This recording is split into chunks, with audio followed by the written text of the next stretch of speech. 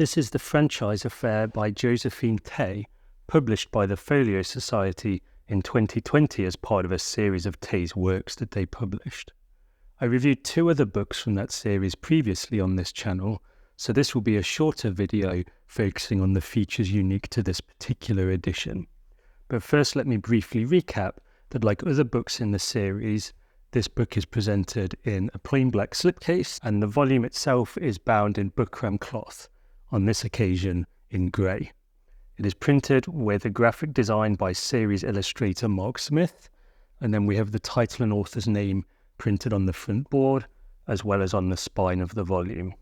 The end papers are plain, and then we go into the book itself.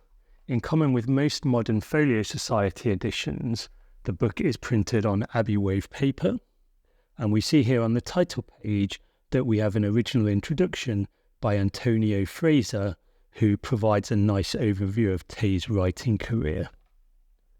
In terms of typesetting, the book is primarily set in 2 faces. One is named Station Number 5, which is this display face that you see here, and then the text proper is set in a face called Dante, with fairly generous leading for a nice relaxed reading experience. The other thing we see here on the title page is, as I said, like all the other books in the series, this one is illustrated by Mark Smith, and we see the first example of Smith's illustrations serving as the frontispiece.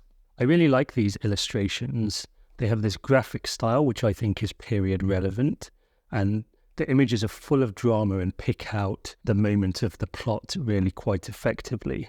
Many of them make interesting use of light and shadow, as you see here, to heighten that sense of drama.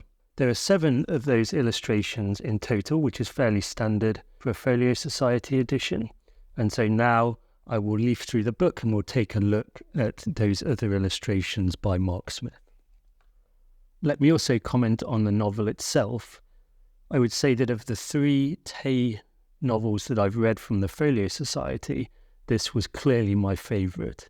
It eschews a lot of the normal tropes of the crime or detective fiction genre, and instead is much more focused on character, and I found that those characters really were quite engaging and effective at carrying the story along.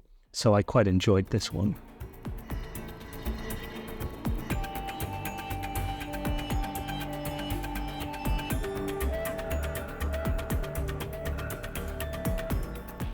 So that was a brief look at The Franchise Affair by Josephine Tey from the Folio Society 2020.